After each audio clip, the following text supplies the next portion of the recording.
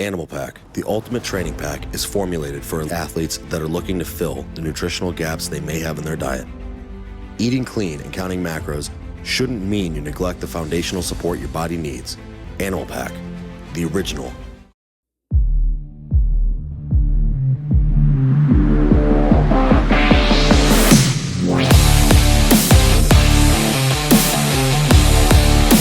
What's going on, crew? Stefi Cohen here. Welcome back to Big on the Basics. Today we're going to be talking about the deadlift, specifically the sumo deadlift. When it comes to the sumo deadlift, I like to start from the ground up and covering each point of the lift and each area of your body point by point, so I can give you guys the best information, the best pointers. The first thing to take into account is your stance width. This is definitely going to be determined by the amount of adductor flexibility and strength that you personally have. Usually we see that girls have a much easier time getting into this position just because they're more flexible, but they might not be strong in that position.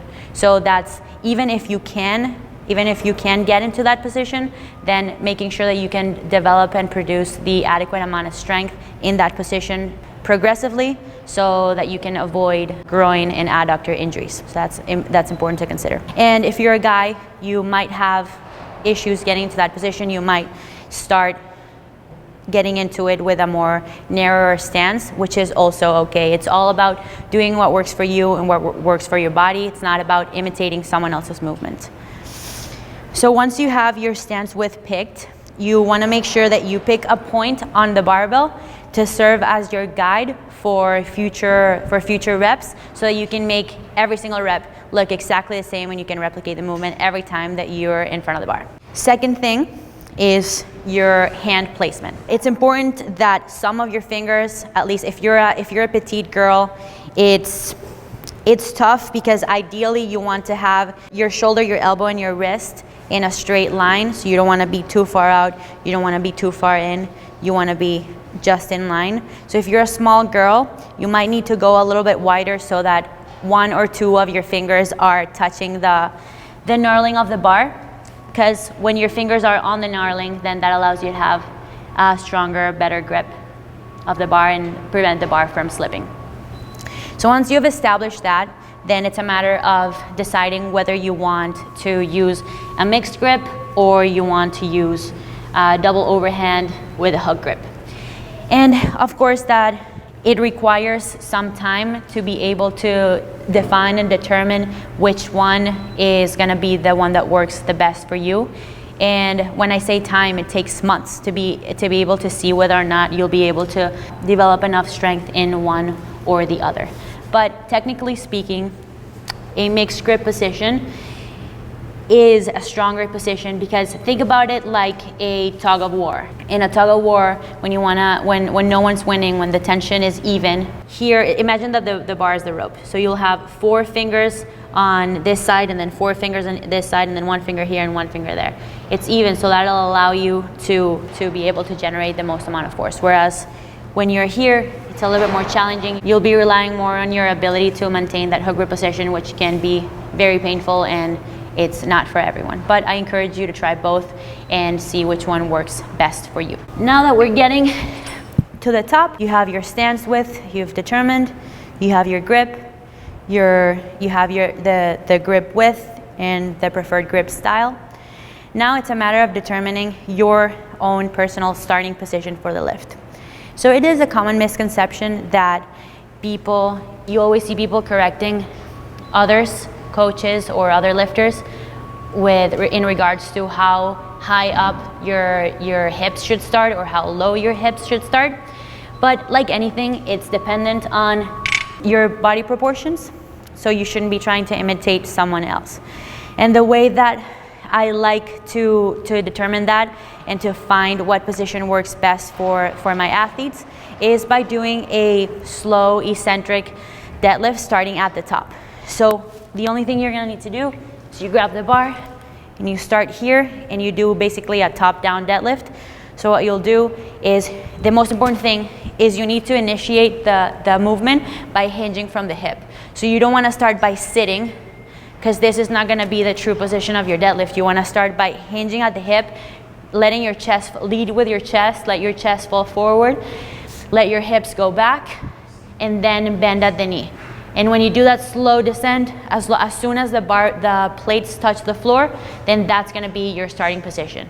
Not here, not here, whatever that position that you ended at was when you did the slow descent deadlift. So remember, hinge at the hips, let your chest lead, bend your knees, and wherever the bar ends, that's your starting position. The ideal scenario would be that you can maintain an upright torso when you're at the bottom of the deadlift, but like I said, it's gonna be mostly determined by your body positions. For example, someone that has a long torso and really short arms will never, ever be able to get into that position.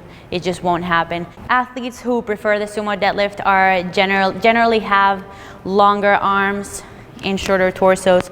That's what allows them to get into better positions. And think about it as like the natural selection of lifting. I mean, you're never gonna see a basketball player who's 5 foot tall. It's just, they're not made for that particular sport. The same thing you need to consider when you're choosing your lifting style, your positions. It's what do you have, what are you working with, and how can you capitalize on what you have and make it work for you. That's essentially what you need to think about. Most important aspect of any lift is the starting position. And the analogy that I like to use is the bow and arrow. You are never gonna see a professional archer be sloppy in the way that they shoot, right? The most important portion of shooting an arrow is gonna be the cocking back of the arrow, like that initial portion, because that's gonna determine where the arrow is gonna go. You should think about your sumo deadlift the same exact way. This is such a technical lift that even a variation of 1 millimeter, the bar being forward, is gonna get you completely out of position. So you should definitely be very focused and very aware of the ways that you're moving your body and pay attention to the starting position of the deadlift, which is what I'm gonna talk about now. So in a sumo deadlift, for some reason, it takes a little bit longer for the bar to leave the floor. So patience is number one. You wanna make sure that you begin by generating tension from your feet, from your legs, all the way into the ground. And you scoot your hips in, get yourself into position, and from there begin to generate tension onto the bar. Instead of the mistake that a lot of people make is that they like yank it like that. You don't wanna do that. You wanna do it patiently, sink your hips into the bar, try to get them as close as possible, engage your lats, and slowly bring the bar off the floor. So again, get your hips close to the bar, generate tension, bring the bar off the floor. You'll see as the weight gets heavier and heavier, if you've seen me pull anytime, it seems as if the bar's never gonna leave the floor. And sometimes it takes like, seriously, like what it feels to me like a minute, but it's probably, I don't know, 2, 3, 4, 5 seconds sometimes for the bar to leave the ground. But once that bar is off the ground, it flies up.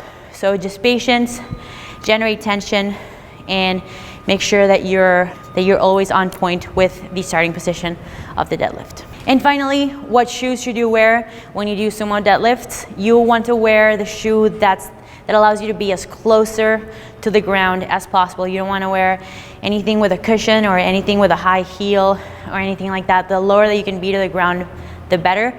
Now they're making deadlift slippers, which is essentially just a sock cover. Like they look like ballerina slippers.